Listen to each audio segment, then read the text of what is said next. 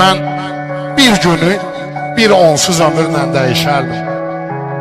Bir gün yaşamaq xətrinə təkrar yanında. Qəlbimdə nihan eyləmişəm dərdi ki bir gün yarım özü gəlsin edim ishar yanında. Göz yaşı da bir şıltaq uşaq tək sözə baxmır. Gözdən salır hər dəfə məni yar yanında.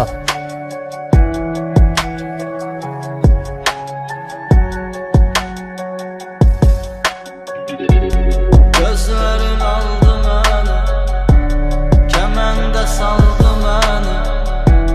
Getmə, getmə, gəl. Amandır qoymayın, yar gözdən saldı məni. Getmə, getmə, gəl. Qurban axan gözünə, nazlı baxan gözünə. Getmə, getmə, gəl. Yenə sürmə çəkmisən, evlər yıxan gözünə. Getmə, getmə, gəl. Sənin ala gözlərin, canım ala gözlərin. Getmə, getmə, gəl. Sənin ala gözlərin, canım ala gözlərin. Getmə, getmə, gəl.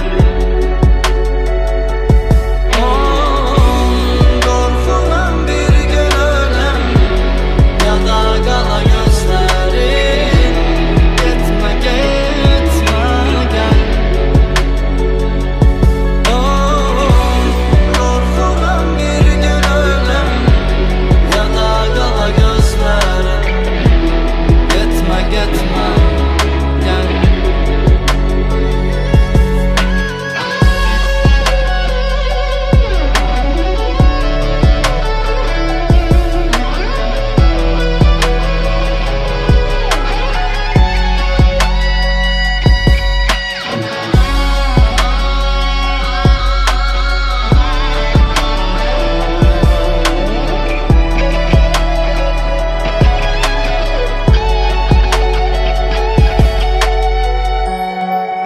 Həmin ürəkli söyləyən bu sözləri öldü sənin.